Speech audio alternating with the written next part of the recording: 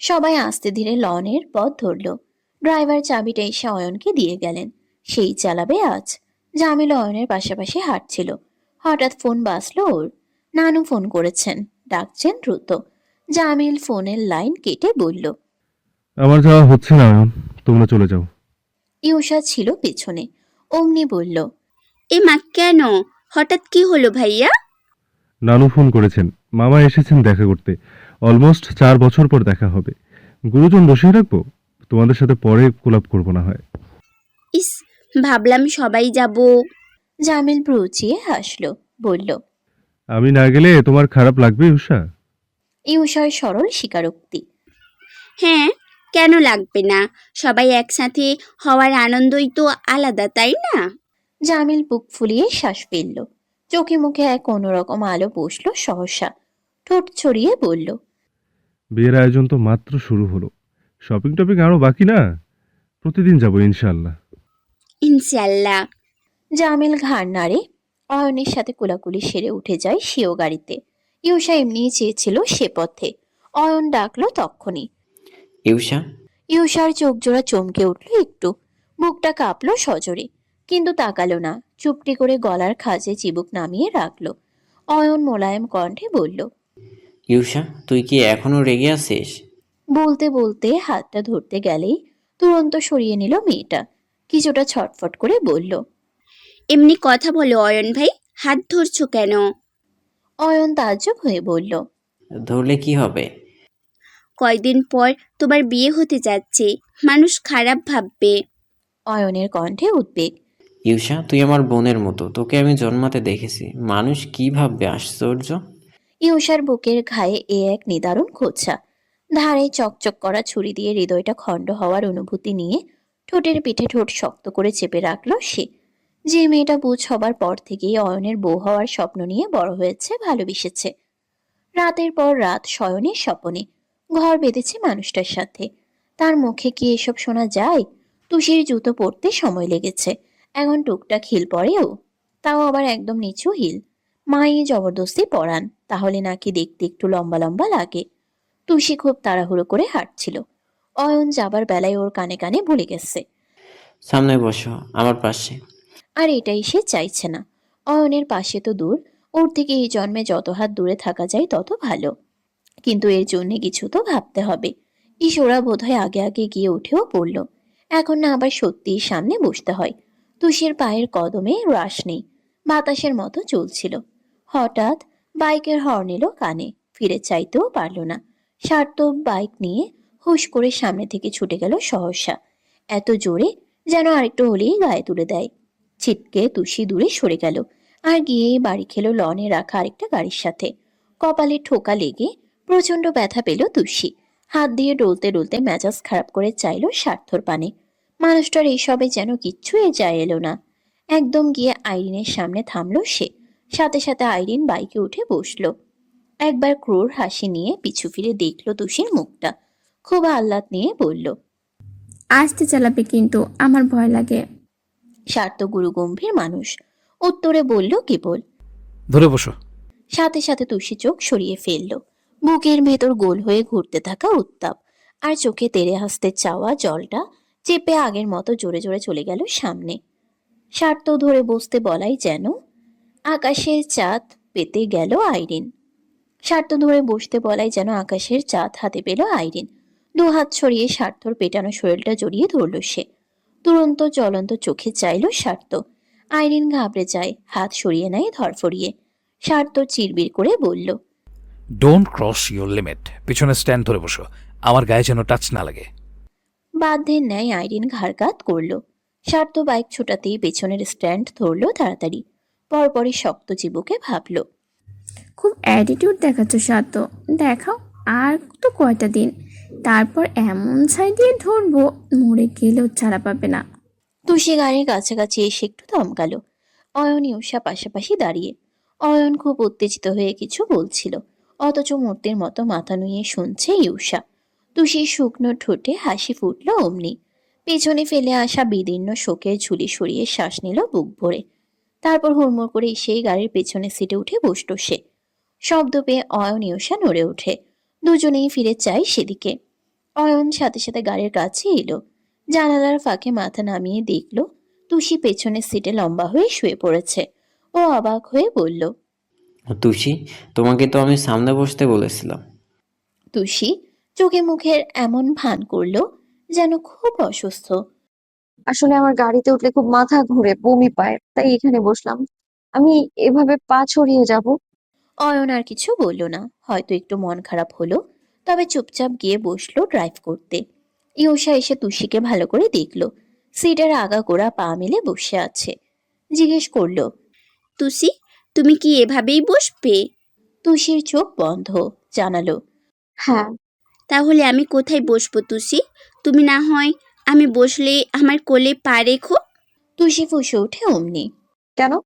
গাড়িতে কি আর জায়গা নেই? যাও সামনে গিয়ে বসো। ইউষা ঠোঁট উল্টিয়ে চেয়ে রইল। তুষি কি হচ্ছে করে এরকম? তুষি কি ইচ্ছে করে এরকম করছে? ওকে অয়ন ভাইয়ের পাশে বসানোর কোনো ফন্দি নয় তো? তক্ষুনি তুষি খ্যাক করে বলল, কি হলো, দাঁড়িয়ে আছো কেন? যাও। তুমি গিয়ে না বসলে আমরা যাবো কিভাবে? আশ্চর্য, তাড়াতাড়ি। অয়ন এক কাঠি উপরে গিয়ে দরজা ঠেলে দিল। ইউষার সামনেই হাঁ করে খুলল সেটা। তারপর নরম স্বরে বলল। আউট। ইউষা হাতের আঙ্গুল কসলালো কিছুক্ষণ। অনিচ্ছা সত্ত্বেও নিরুপায় হয়ে গিয়ে উঠল গাড়িতে। তুষি বিজয়ী হাসে, চোখ নাচিয়ে নাচিয়ে ভাবে, এই যেভাবে তোমাকে তোমার অয়ন ভাইয়ের পাশে বসালাম ইউষা, এভাবেই তোমাদের সারা জীবন আমি পাশাপাশি রেখে দিব। দেখো, ঠিক পারবো আমি। গাড়ি হাইওয়েতে উঠেছে অনেকটা সময়।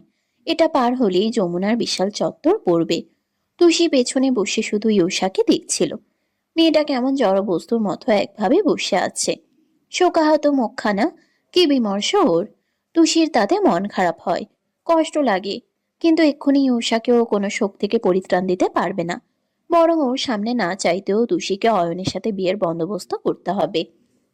তুষি দীর্ঘশ্বাস ফেলার মাঝেই হঠাৎ চোখ পড়ল গাড়ির ভিউ মিররে। ঠিক অয়নের মনোযোগী চোখ জোড়া ভেসে আছে তাতে। ড্রাইভিং এর ফাঁকে বারবার এদিকেই দেখছিল বোধ হয়। তুষি অস্বস্তিতে ডুবে গেল। বসলো নড়ে চড়ে। অনীহ চিত্তে মুখ ঘুরিয়ে নিল জানালায়। ঠিক তার 2 সেকেন্ড পরই একটা তীক্ষ্ণ হর্নের শব্দ শোনা গেল। মাথা ঘুরিয়ে পেছনে চাইল তুষি। সার্থর বাইক আসছে। আইরিন পেছনে বসা। ওর চোখের সামনেই বাইকটা গাড়ির ছুঁই ছুঁই হয়ে একটু সামনে চলে গেল। মেয়েটার বুক মুচড়ে উঠল দুজনকে ফের একসাথে দেখে। এই মুহূর্তে আইরিনকে পৃথিবীর সব থেকে ভাগ্যবতী মনে হলো তুষির। সার্থর বাইকে তো ও আজ অব্দি উঠেনি, কখনো ছুঁয়েও দেখেনি সেটা। অথচ দিব্যে আইরিন বসে গেল, তাও ওনার অত কাছে। অতটা। আচ্ছা, যতবার গাড়িতে ব্রেক কষা হবে, মেয়েটা কি ওনার গায়ের উপর পড়বে না? মিশবে না ওদের শরীর? তুষির চোখ টলমল করে ওঠে। বুকের পাঁজর ছিঁড়ে যায়। প্রিয় মানুষের সাথে দ্বিতীয় নারী দেখা যায় কখনো? তাহলে ও কিভাবে দেখবে? ও যে ভালোবাসে, খুব ভালোবাসে সার্থকে। ভেজা ছলছলে নয়নে মেলে সার্থর ছুটে যাওয়া বাইকের দিকে একভাবে চেয়ে রইল তুষি। সার্থর চোখে সানগ্লাস, পরনে গাঢ় চেক শার্ট। তার মনোযোগ কি তখন ব্যস্ত রাস্তায় ছিল? রোদ চশমার পুরো কাজ ভেদ করে তীক্ষ্ণ নজর বারবার বাইকের লুকিং গ্লাসে ফেলছিল সে, যেখানে স্পষ্ট তুষির বিমর্ষ মেদুর চেহারা ভেসে আসছে। খোলা জানালায় মাথাটা একটু ঠেসে রেখেছে মেয়েটা। কাঁধের দুপাশ থেকে চুলগুলো উড়ছিল হাওয়ায়। চেয়ে থেকে থেকে সার্থর গোছালো কপাল টান টান হয় অচিরে। পাল্টে যায় চাউনি। চিবুকের শক্তপোক্ত গড়নে আহামরি বদল আসে। তুষির চোখ সার্থর চওড়া পিঠে। আর সে পুরুষের নজর বাইকের মিররের উপর।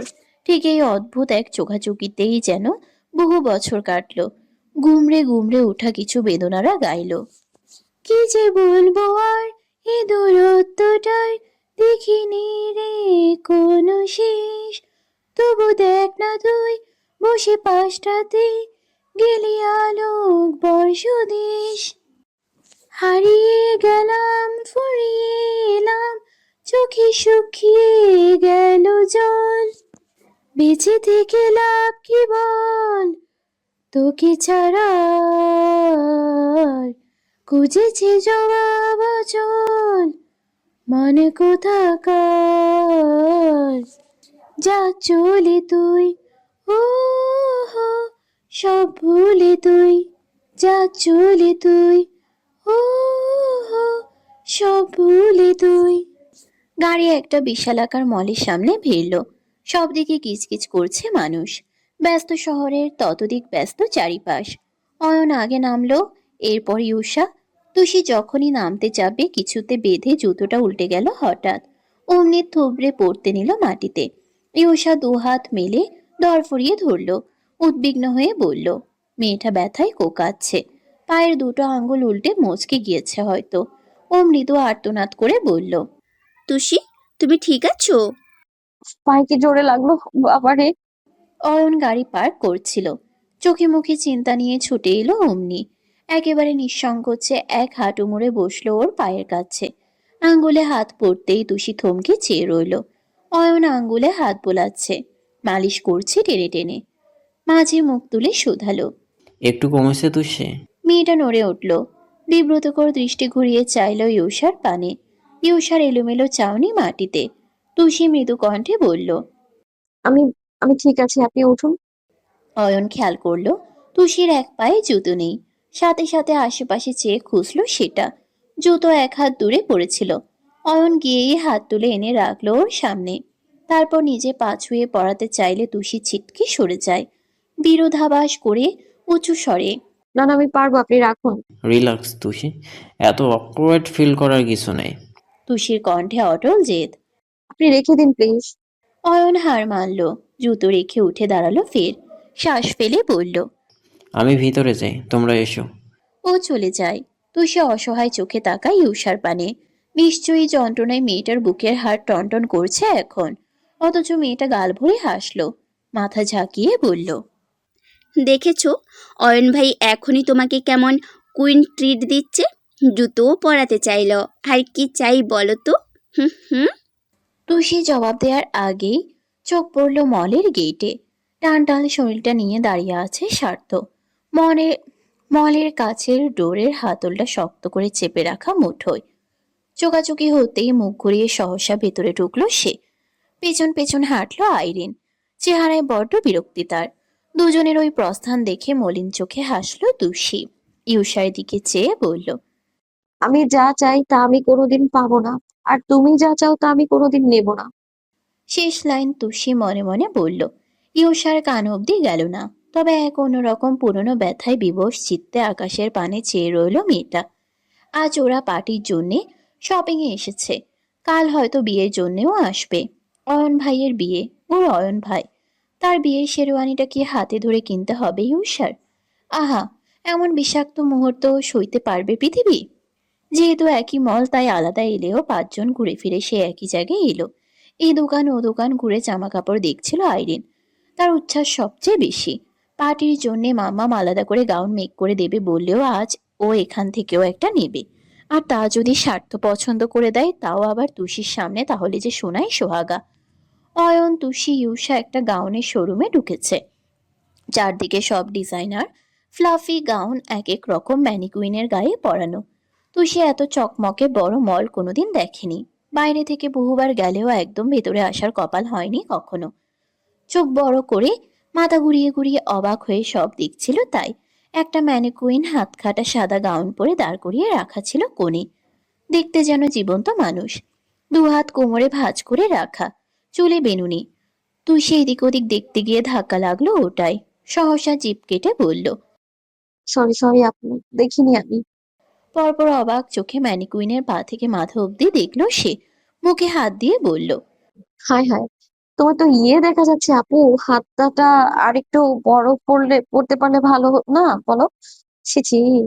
তুষি বিব্রত চোখে এদিক ওদিক তাকায়, যেন ভারী লজ্জা পেয়েছে। পরপর নিজের ওড়না দিয়ে মূর্তির উন্মুক্ত বাহুর নিচে ঢাকার চেষ্টা করতেই নড়েচড়ে পড়তে নিল সেটা। অয়ন উল্টো বাসেই ছিল। তড়িঘড়ি করে চেপে ধরলো অমনি। হকচকিয়ে বলল। তুমি ফেলেছিলে? তুষির ঠোঁট ফাঁকা হয়ে গেল। ভ্রু কপালে তুলে বলল, এ- এটা মূর্তি, আমি তো মানুষ ভেবেছিলাম। অয়ন ম্যানিকুইন সোজা করে রাখলো। দুপাশে মাথা নেড়ে হেসে ফেলল সাথে। নিজের বোকামিতে তুষি ভারী লজ্জা পেল। মাথা চুলকে হাসলো সেও। অথচ দুজনের এই হাসাহাসি দেখে কোথাও দাঁড়িয়ে দাঁড়িয়েই পুড়ে ছাই হলো কেউ একজন। ইউষা সারা মার্কেট চক্কর কেটেও কিছু পছন্দ করতে পারল না। ওর তো সেই ইচ্ছেই নেই। শপিং করতে অন্তত মন থাকা চাই, তাও আছে কি? ইউষা উদাস চোখে একটা টেডি বিয়ারের পানে চেয়ে রইল। এক পাশে ঠেসে রাখা পুতুলের ভিড় ছেড়ে ওকে একদম আরেক পাশে রাখা হয়েছে। ইউষা গিয়ে হ্যান্ডশেক করে বলল, হ্যালো ড্যাডি, আমি ইউষা। তুমি বুঝি একা? হুম, জানো, তোমার মতো আমিও অনেক একা। আশেপাশে সবাই আছে, কিন্তু তাও সাথে সাথে কথা কেড়ে নিল কেউ একজন। কিন্তু তাও আমার একা লাগছে, কারণ আমি তো অনেক দরদি। নিজের ভালোবাসার মানুষের সাথে অন্য মেয়ের ধরে বেঁধে বিয়ে দেয়া দিচ্ছে দেখলে। এই টেডি, তুমি কিন্তু একদম আমার মতো হয়েও না। কারণ গাধা কখনো মানুষ হলেও ইউসারা কিন্তু কখনো মানুষ হয় না। ইউষা ঠোঁট ফুলিয়ে চাইল। তুমি আমার সাথে এমন করছো কেন তুষি? সে উত্তর দেয় না, ভেঙচি কেটে চলে যায়। গিয়ে একদম একটা ফুড কোর্টের সামনে চেয়ার টেনে বসে। একটু পর অয়ন এলো সেথায়। পাশের চেয়ারে টান বসিয়ে বলল, তুমি এখানে? আমি কখন থেকে খুঁজছি। কেন? ওদিকে ড্রেসগুলো সুন্দর, নতুন লঞ্চ হয়েছে, আই থিঙ্ক তোমার পছন্দ হবে। সে চুপ, মুখটা গোছ হয়ে আছে। টেবিলে রাখা তার হাতের উপর হঠাৎ হাত রাখলো আয়ন। তুষি সাথে সাথে হাতটা ছাড়িয়ে নিল, গলা তুলে ডাকলো। ইউসা, এদিকে এসো। মেয়েটা এতক্ষণ ওই একই জায়গায় ঠায় দাঁড়িয়েছিল। অয়নকে দেখে এগোয়নি। ডাক শুনে বাধ্য হয়ে এলো এবার। তুষি অয়নের পাশের চেয়ারটা আগে ভাগে টেনে দিয়ে বলল। বসো বসো। ইউষা তুষের পাশেরটায় বসতে গেলেই দুম করে সেখানে কাঁধের ব্যাগ রাখলো। রুক্ষ স্বরে বলল, এখানে বসতে বললাম না, যাও। ইউষা ক্লান্ত শ্বাস ফেলল, গিয়ে বসলো কোনো রকম। অয়ন মেনু কার্ড ঠেলে দিয়ে বলল। কি খাবি? ইউষা বলল। কিচ্ছু না। অয়ন তাও শুধায়। চকলেট, স্মুদি, না। Soft drinks? তুষি মুগ্ধ চোখে গালে হাত দিয়ে চেয়ে রইল। মনে হলো পৃথিবীর সেরা দম্পতি দেখছেও। আহা, কি সুন্দর লাগছে পাশাপাশি। এই কথাবার্তার সময় আর একটু দীর্ঘ হওয়া উচিত না? ও চট করে উঠে দাঁড়িয়ে বলল। আমি একটু ওয়াশরুমে যাই। ইউষা উঠতে নেয়। আমিও আসছি। না না, তোমরা কথা বলো। তুষি তড়িৎ হাঁটে ধরল। সেই গতি থামলো ঠিক ফুডকোর্টের বাইরে এসে। দুপাশে শোরুম, মাঝে খালি জায়গা। বাইরে তখন খুব বাতাস, চলাফেরায় হু হু শব্দ হচ্ছে। তুষি আড়ালে এসে দাঁড়ালো, থাই গ্লাসের ফাঁকা দিয়ে হাসি মুখে চেয়ে রইল ওদের দিকে। অয়ন ইউষার সাথে কিছু বলছে, সেই লনের মতোই উদ্বেগ চেহারায়। আর ইউষা এবারেও সে একই রকম নিশ্চুপ বসে। তুষি দীর্ঘশ্বাস ফেলতে ফেলতে মুখের সামনে এসে উড়ে পড়া চুল পেছনে উড়ে যাওয়া ওনার প্রান্ত ঠিকঠাক করতে থাকে। স্বার্থ ঠিক তখনই ওর পেছনে এসে দাঁড়ালো। অমনি বাতাসে তুষির উড়ু উড়ু ওড়না গিয়ে বসে গেল মুখটায়। মুহূর্তে ওইটুকু কাপড়ে স্বার্থর চেহারা ঢেকে গেল। একটু থমকালো ছেদ্রেটা, অথচ ওড়না সরালো না। চুপচাপ দাঁড়িয়ে রইল অমন। আচমকা তুষির নজর পড়ল টেনে রাখা কাছে। ওড়নায় মুখ ঢেকে থাকা একটা মানুষ দেখেই চকিতে ফিরে চাইল সে। পিলে শুদ্ধ চমকে গেল পরপর। তড়িঘড়ি করে ওড়না টেনে নিজের কাছে নিয়ে এলো সে। স্বার্থ চোখ বুঝেছিল, খুব আস্তে ধীরে খুলে তাকালো এবার। কপালে দুটো বাস তার সবসময় থাকে। তুষি ঢোক গেলে এদিক ওদিক তাকায়। স্বার্থ যখনই বলতে নেয়, লিসেন। পুরোটা না শুনেই তাড়াহুড়ো পায়ে হাঁটা ধরে তুষি। অমনি স্বার্থর মসৃণ চাউনি ভীষণ রাগে ধপ করে উঠল, দাঁত পিষে আওড়ালো। বেয়াদব। তুষি জোরে জোরে হেঁটে ওয়াশরুমে ঢুকলো। ঝা চকচকে বিশাল ওয়াশরুম এটা। এক পাশের মার্কেটের জন্যে বরাদ্দ। প্রথম অংশে 4টে বেসিন পাতানো, পেছনে সারি সারি করে 3টে টয়লেট রুম। ভেতরে একটা মেয়ে ছিল শুধু। বেসিনের আয়না দেখে ঠোঁটে লিপস্টিক পড়ছিল। তুষি আরেকটা বেসিনের ট্যাপ ছেড়ে মুখে পানি দেয়। নিরস চোখ তুলে আয়নায় রাখে। মানুষ পটে ভেসে ওঠে একটু আগের দৃশ্য। ওড়না সরানোর পর স্বার্থর সেই ধারালো চিবুক, সেই তীক্ষ্ণ চোখ মেলে তাকানো। তুষি ক্লান্ত চিত্তে মাথা নুইয়ে নিল। এখনো বুক ধরফর করছে। উফ, এই এক জ্বালা। ওনাকে দেখলেই অবুজ হৃদয় নিয়ন্ত্রণে থাকে না। আজও সে ভীষণ রকম নার্ভাস হয়ে যায়। এখনো ইচ্ছে করে ওনাকে দু চোখ ভরে দেখতে, কিন্তু এসবে আর কি লাভ? উনি তো এখন অন্যের। সারা জীবনের জন্য তুষির থেকে আলাদা হওয়ার জন্য আইরিনকে বেছে নিয়েছেন। আবার ওকে দেখাতে হবু বউ নিয়ে শপিং করতে এসেছেন। নিজে কিনে কেটে দিচ্ছেন সবকিছু। তুষি কাষ্ট হেসে ওড়না তুলে মুখের পানি মুছল। আচমকা তেড়ে আসা ঝড়ের মতো দরজা দিয়ে ঢুকলো স্বার্থ।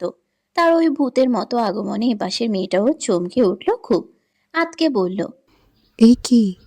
এটা লেডিস ওয়াশরুম, আপনি কেন ঢুকছেন? কথা শুনে ফিরল তুষি। হতবুদ্ধি হয়ে গেল সাথে। স্বার্থ জবাব দিল না। জ্বলন্ত চোখে চাইল তুষির পানে। মেয়েটা যখন প্রকট চোখে চেয়ে অমনি ওর হাতটা টেনেই বেসিনের দেওয়ালে চেপে ধরল স্বার্থ। তুষির কোমর থেকে পিঠটাও ধরাম করে লাগলো গিয়ে সেথায়। ফের এক চোট ব্যথায় চোখ বুঝে ফেলল সে। দেওয়ালে ঠেসে ধরা মেদুর আননের সামনে একটু ঝুঁকে এলো স্বার্থ। তপ্ত শ্বাসের স্পর্শ অমনি তুষি অন্যদিকে মুখ ফিরিয়ে নিল। স্বার্থ এতে আরো চটে যায়। নিমিষে হিসহিস করে বলে, সাহসটা হঠাৎ এত বাড়লো কেন তুষি? কাকে দেখাচ্ছ এত তেজ? তুষি কথা বলল না, চোখ তুলল না, মুখটা পাথর করে ঘুরিয়ে রাখলো অন্যদিকে। এত অনীহায় স্বার্থ সবল হাতে কোনোই চেপে ধরে অমনি। রাগে শরীর কাঁপছে তার। হুঙ্কার ছুড়ল কঠিন স্বরে, আমার দিকে তাকাও। এই মেয়ে, আমি তোমার সাথে কথা বলছি। তুষি তাও ফিরল না। ভান করলো কানে শুনিনি। জেদ ওরও কম নেই। জেদ তো ওরও কম নেই। একই রকম গাঢ় হয়ে রইল। এদিকে পাশের মেয়েটি ব্যাপারখানা ড্যাব ড্যাব করে দেখছিল। ভরকে গেছিল চোখের সামনে একটা ছেলে অন্য মেয়েকে ঠেসে ঠুসে ধরায়। কিন্তু এবার মনে হলো মুখ খোলা উচিত। এই ছেলে নির্ঘাত মেয়েটাকে বিরক্ত করছে। হম্বিতম্বি করে বলল, আচ্ছা, আপনি ওসব বদনামি করছেন কেন? কেন ওনাকে বিরক্ত করছেন? ছাড়ুন ওনাকে, ছাড়ুন। স্বার্থ ক্ষিপ্ত চোখে চাইল। দাঁত চিবিয়ে চিবিয়ে বলল, মাইন্ড ইয়োর ওন বিজনেস। ওকে ছাড়বো না ধরবো সেটা আমার ব্যাপার। আর্টস বিজনেসম্যান মানে? আপনি আমার সামনে এমন অসভ্যতা করবেন আর আমি দাঁড়িয়ে দাঁড়িয়ে দেখব? দেখতে ইচ্ছে না হলে চোখ বন্ধ করে থাকুন। মেয়েটি জবাব দিতে গেলে মৃদু কণ্ঠে কথা বলল তুষি। উনি উনি আমার পরিচিত। তার বলার ধরনে মেয়েটি থামে। বুঝে নেয় ব্যাপারটা পরিচিতিতে আটকে নেই, বরং গভীর কিছু হবে। নির্ঘাত বয়ফ্রেন্ড গার্লফ্রেন্ড, মান অভিমান চলছে। অতিষ্ঠ শ্বাস ফেলে কাঁধ ব্যাগ হাতে ভরে চুপচাপ বেরিয়ে গেল সে। দরজা থেকে চোখ সরিয়ে তাকালো তুষি। চাইল ঠিক স্বার্থর দপদপে চোখের তারায়। এক সেকেন্ড চোখাচোখির মাঝেই ফের নামিয়ে নিল মুখটা। স্বার্থ বলতে নেয়, তুষি তুমি, হাত ছাড়ুন। আমি বলছি আমার হাতটা ছাড়ুন। বাড়াবাড়ি কর। বললাম না, হাত ছাড়ুন। তুষি চেঁচিয়ে উঠে স্বার্থর শক্ত কপাল মসৃণ হয়ে গেল। সাথে সাথে ছাড়লো ওর হাতটা। তুষি মাটিতে চেয়ে শ্বাস ছাড়লো। গায়ে ওড়না ঠিকঠাক করে পাশ কাটাতে নিল চুপচাপ। বিধি বাম। ওয়াশরুমের পিচ্ছিল মেঝেতে পাটা হড়কে গেল তক্ষুনি। অপ্রস্তুতিতে চিত হয়ে পড়তে নিলে ঘাড়ের পেছন থাবার মতো চেপে ধরল স্বার্থ। একেবারে 4 আঙ্গুল দিয়ে পুঁটি মাছের মতো খপ করে ধরে মাথাটা নিয়ে এলো কাছে। তুষির নাক এসে ঠুকলো তার বুকের মাঝে। এক ঝটকা খোলা চুলের ঝাপটায় চোখ খিচে ফেলল স্বার্থ। পুরুষালী শিরায় শিরায় চুলের সুঘ্রাণ পৌঁছে গেল বোধ হয়। বন্ধ পল্লব টেনে আস্তে ধীরে চাইল সে। তুষি চোখ রাঙিয়ে চেয়েছিল। স্বার্থ তাকাতেই তুরন্ত গতিতে ঘাট থেকে হাতটা ছাড়িয়ে দিল ওর। স্বার্থ বিদ্রুপ করে বলল, আগে দুকদম হাঁটতে শেখো, তারপর এইভাবে তাকাবে। তুষি উত্তর দেয় না, অবজ্ঞা দেখায়। ঘুরে যেতে নেয়, সাথে সাথে ওনার মাথায় টেনে ধরল স্বার্থ। গলায় টান পড়তেই থমকে দাঁড়ালো মেয়েটা। ক্লান্ত অতিষ্ঠ গলায় শুধালো, কি চাইছেন আপনি? স্বার্থ তপ্ত কণ্ঠে বলল, আমি বলেছি না আমার কথা আছে? যতক্ষণ না শেষ হয় চুপচাপ দাঁড়িয়ে থাকবে। কথার মাঝে এই ধরনের বেদবি আমার একদম পছন্দ নয়। তুষি ফিরে চাইল, বলল, বেয়াদবি তো আপনি করছেন। আমাকে কথা শোনানোর জন্য মেয়েদের ওয়াশরুম অব্দি চলে আসছেন আপনি। স্বার্থ ঝট করে অন্যায় টান মারল।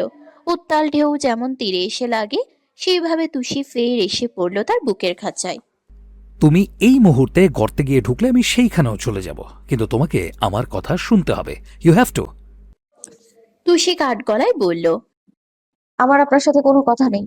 স্বার্থ আগুন চোখে হাসল, বলল, স্বাভাবিক, অয়ন আছে যে। মুখের রং বদলে গেল তুষির। নাক ফুলিয়ে বলল, আপনি যদি এমন কিছু ভেবে থাকেন তাহলে সেই ভাবনার জন্য আপনাকে অভিনন্দন। স্বার্থর মাথা এমনিই গরম।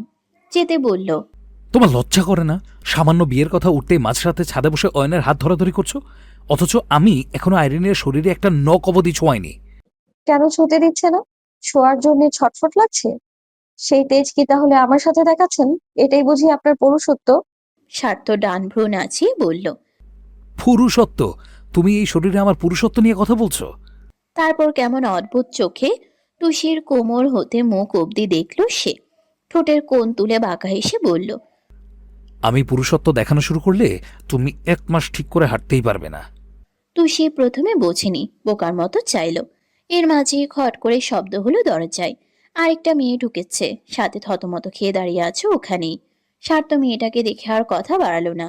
ওনাটা গুছিয়ে তুষির কাঁধে তুলে দিল, কণ্ঠ নামিয়ে হুকুম ছুড়ল। রাতে ছাদে আসবে। I need to finish my point. ও পাশের উত্তরের আশায় সে রইল না, বেরিয়ে গেল তেজি পায়ে। মেয়েটা হতবাক হয়ে চেয়ে রইল কিছুক্ষণ, পরপর নাক কুঁচকে বিড়বিড় করলো।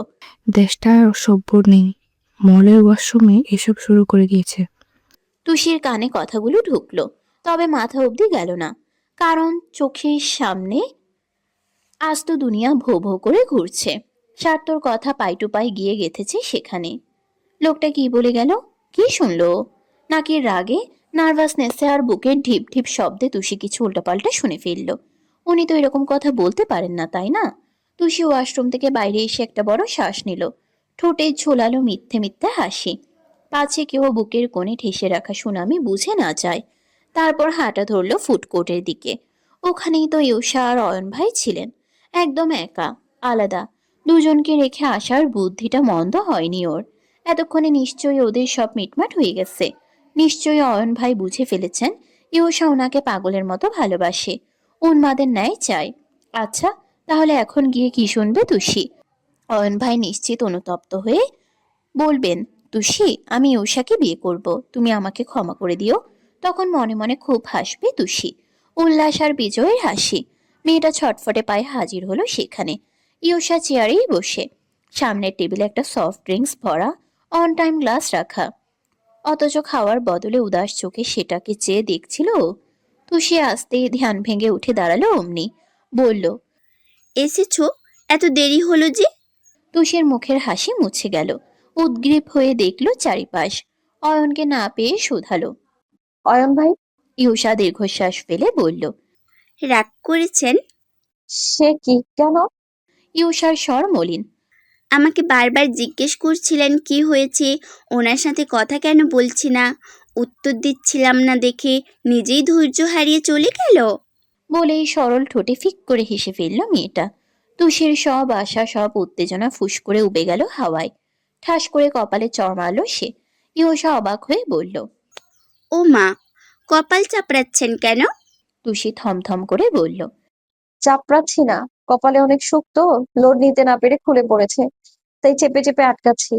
ইউষা শব্দ করে হেসে উঠল। তুষির মুখটা অন্ধকারের মতো কালো হলো তাতে। ও জানে ইউষার এই হাসি মিথ্যে, চেহারার এই ঝকঝকে ভাবটুকু মিথ্যে। যদি সত্যি কিছু থাকে তাহলে সেটা শুধুই ওর যন্ত্রণা, ওর বিরহ। একতরফা ভালোবাসে যারা, ওরা বোঝে বিরহের দহন কি জিনিস, কি মৃত্যুর মতো নিদারুণ কষ্ট তাতে। ইউষা এসে হাত ধরলো তক্ষুনি, বলল। চলো তুষি, এবার কমর বেঁধে কেনাকাটা করি। দুটো জামা ছাড়া কিছুই কেনা হয়নি। আইরিন আপুকে দেখেছো? ব্যাগ ধরছে না তার হাতে। তুষি ওর ইশারা করা দিকে ফিরে চাইলো। কাচের ওপারে শোরুমটাই কাচের ওপারে থাকা শোরুমটাই দেখা যাচ্ছে আইরিনকে। শপিং এ মশগুল, গোটা মার্কেটে তুলে নেবে বোধহয়, দুহাত ভর্তি ব্যাগ। অথচ তুষির বেহায়া নজর খুঁজে মরল সার্থকে। তখন বেরিয়ে কোথায় গেল লোকটা? কোথাও দেখতে পাচ্ছে না তো। বিশাল রং চোটে লাইট ঝোলানো অর্নামেন্টসের দোকানে ঢুকলো ওরা। ইউষা বলল। তোমার না চুড়ি অনেক ভালো লাগে, চলো কিছু চুড়ি নিয়ে নেই। তুষি একটু অন্যমনস্ক, ওয়াশরুমের কথাগুলো ওর মাথা থেকে যায়নি এখনো। বুঝতে পারছে না হুট করে ওই পাথুরে লোকটার হলো কি, ছাদে যেতে কেন বলল। ওহ, নির্ঘাত তুষি কথা বলছে না দেখে ইগোতে লেগেছে। লাগুক, যত ইচ্ছে লাগুক, তুষি ফিরেও তাকাবে না। যাকে বিয়ে করছে তাকে নিয়ে শুয়ে থাকুক ছাদে। ইউষা ততক্ষণে 1 ডজন চুড়ি নিয়েছে হাতে, কিছু নিজের জন্যে, কিছু তুষির। দোকানে সে সময় সেলসম্যান ছিলেন না, আজান পড়ায় নামাজে গিয়েছেন ম্যানেজার হিন্দু, উনি বসেছিলেন সেখানে। ইউষা দুটো চুড়ি ছাড়িয়ে তুষির হাতে ঢুকাতে গেল, পারল না, মনে হলো ছোট। জিজ্ঞেস করলো। এর থেকে বড় সাইজ নেই? উনি বললেন। এটা একটু ঢুবে, আপনি বোধহয় পারছেন না, দেখে আমাকে দিন। বলিয়ে একটানে তুষির হাতের কবজি চেপে ধরলেন তিনি। ধরার তোর এত বেশি তুষির শরীর শুদ্ধ বেঁকে গেল ওদিকে। সহসা কোত থেকে উড়ে গিয়ে ক্ষুব্ধ চিত্তে লোকটার কলারে এক হাতে থাবা মারল স্বার্থ। আচমকা আক্রমণে ভদ্রলোক হকচকিয়ে চাইলেন। কিছু বলার আগেই স্বার্থ কষে এক চড় মারল গালে। সঙ্গে সঙ্গে একটা ছোট্ট বাস যেন আছড়ে পড়ল হেতায়। ইউষা মুখ চেপে ধরল। চোখ ফেটে বেরিয়ে এলো তুষির। অয়ন ফোনে কথা শেষ করে হেঁটে আসছিল, সামনের ওই দৃশ্যে ছুটে এলো এবার। এদিকে ম্যানেজার বনে গেলেন, পরপরই গর্জে উঠলেন ভীষণ রাগে। You slapped me. আপনি জানেন এসবের মালিককে? আমি ওনার। প্রতিমধ্যেই স্বার্থ দ্বিতীয় চর মারল। লোকটা ফের বলতে নেয়। আপনার এত বড় এবার 3 নম্বর চরটাও সবাটে বসিয়ে দিল সে। অয়ন পোক্ত হাতের এক একটা থাপ্পড়ে লোকটার মাথার চক্কর কাটার জোগাড়। ভয়ে আর্তনাদ করে উঠলেন। পুলিশ, পুলিশ, মার্কেটে গুন্ডা পড়েছে, পুলিশ, কেউ পুলিশে খবর দিন প্লিজ, পুলিশ, পুলিশ। অয়ন দীর্ঘশ্বাস ফেলে বলল। উনি পুলিশ? লোকটার চক্ষু চড়ক গাছ, চোয়াল ঝুলে পড়ে নিমিষে। অয়ন এসে স্বার্থর মুঠো ধরে টানলো, বলল। ভাইয়া ছেড়ে দাও। ছাড়ো ভাইয়া, লোকজন দেখছে। স্বার্থ ঘুরে বাইরেটা দেখলো। এক পল দু চারজন লোক এসে দাঁড়িয়েছেন, কানাঘুষা করছেন। কলার ছেড়ে দিল তাই। ভদ্রলোক যান হাতে পেলেন, সোজা হলেন। কোচকানো শার্টের কলার ঠিকঠাক করতে করতে ভিত চোখে দেখে গেলেন সামনের গাট্টা গোট্টা শরীরের এক শক্তপোক্ত পুরুষকে। অয়ন জিজ্ঞেস করলো। কি হয়েছে, মারছিলে কেন? স্বার্থ জবাব দিল না, চোখ রাঙিয়ে এক পল চাইল তুষির পানে। এদিকে ইউষা হা করে স্বার্থকেই দেখছে, চোখে মুখে বিস্ময়ের ভেলকি। তুষির হাত ধরলো বলেই কি মেজো ভাইয়া এভাবে মারলো? অথচ তিতি বিরক্ত শ্বাস ফেললো তুষি। এই বিধ্বস্ত মনে ওর কোনো ঝামেলাই ভালো লাগছে না। শুধু শুধু লোকটাকে মারলো না? পারেই শুধু এইসব। একটা খাম্বার মতো শরীর, যাকে পাই তাকে পেটায়। নিশ্চিত ইগো হার্ট হওয়ার রাগটা লোকটার উপর ছেড়েছে। ও মৃদু স্বরে বলল। ইউষা, আমি বাড়ি যাব, অনেক হয়েছে শপিং, তুমি তোমার কেনাকাটা শেষ করে এসো। মেয়েটা গাড়ির দিকে এগোতেই ইউষাও আর রইল না, মিনমিন করে বলে গেল। ভাইয়া, আমিও যাই। তারপর ছুটল বোনের পেছনে। অয়ন একবার ভাইয়ের কাঁধে হাত রাখলো, তারপর চলল আস্তে ধীরে। স্বার্থ ঠায় দাঁড়িয়ে রইল তখনও। টকবগে চোখ দুটো ঝকঝকে মেঝেতে ফেলে নিচের টকবগে চোখ দুটো ঝকঝকে মেঝেতে ফেলে নিচের ঠোঁট কামড়ে গেল সে। ম্যানেজার লোকটা কিছুক্ষণ পরখ করলেন ওকে, চেয়ে চেয়ে পা থেকে মাথা অবধি মাপলেন। হাইট, হেয়ারস্টাইল, ফিগার সব বলছে পুলিশের, নিশ্চয়ই উঁচু পোস্ট হবে। একটু ভালো হওয়ার আশায় যেচে পড়ে সাফাই দিলেন। আমি দুঃখিত স্যার, উনি আপনার বোন হয় বুঝিনি। অমনি ঝট করে ঘুরেই চতুর্থ থাপ্পড়টা মারলো স্বার্থ। কলার ঝাঁকিয়ে ঝাঁকিয়ে চিরবির করে বলল। আমার বউ হয় ননসেন্স, বউ হয় আমার।